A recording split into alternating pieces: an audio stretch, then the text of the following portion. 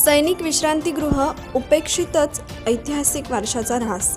अखेरची घटका मोजणाऱ्या इमारतीला भूत बंगल्याची अवकाळा.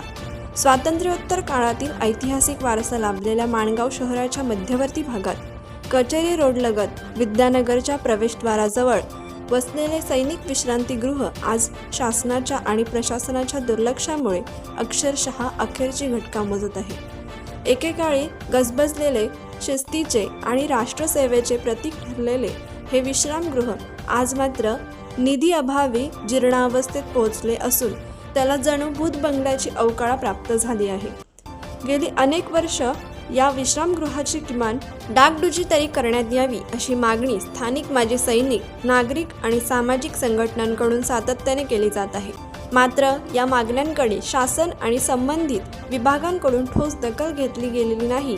सैनिक कल्याण विभाग आणि इतर प्रशासकीय यंत्रणांमधील कागदोपत्री नियम, कायदे आणि विभागीय अडथळ्यांमध्ये हा निधी अडकून पडला असून त्याची झळ थेट या ऐतिहासिक इमारतीला सहन करावी लागत आहे. सुमारे 5 वर्षापूर्वी केवळ संरक्षण भिंती उभारण्यात आल्या, मात्र मूळ सैनिक विश्रांतीगृहाच्या नूतनीकरणाचा किंवा पुनर्बांधणीचा प्रश्न तसाच प्रलंबित राहिला.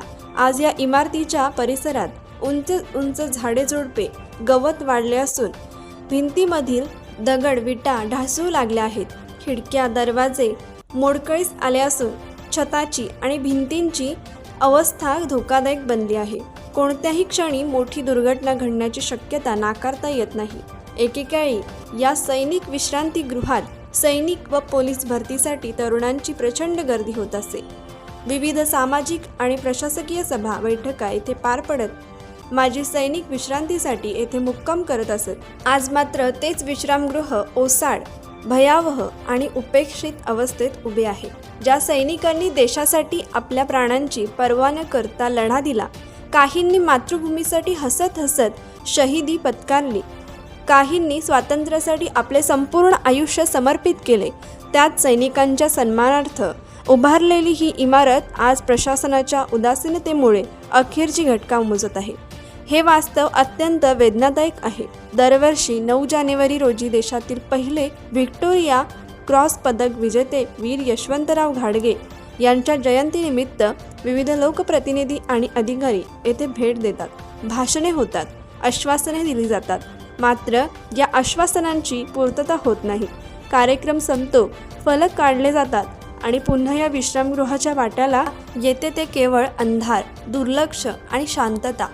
ना चिरा ना पणती अशी अवस्था या ऐतिहासिक सैनिक विश्रांतीगृहाची झाली आहे. देशसेवेचे प्रतीक असलेल्या या वास्तूचे जतन आणि पुनरुज्जीवन होणे ही केवळ प्रशासकीय जबाबदारी नसून समाजाची ही नैतिक जबाबदारी आहे. अन्यथा इतिहासाच्या पानांत केवळ नोंद राहील की एकेकाळी सैनिकांच्या सन्मानासाठी उभारलेले विश्रांतीगृह प्रशासनाच्या दुर्लक्षामुळे काळाच्या पडद्याआड गेले. कोकण एक्सप्रेससाठी माणगाव प्रतिनिधी अरुण पवार. कोकण एक्सप्रेस चॅनलला लाईक करा, शेअर करा आणि सबस्क्राईब करा.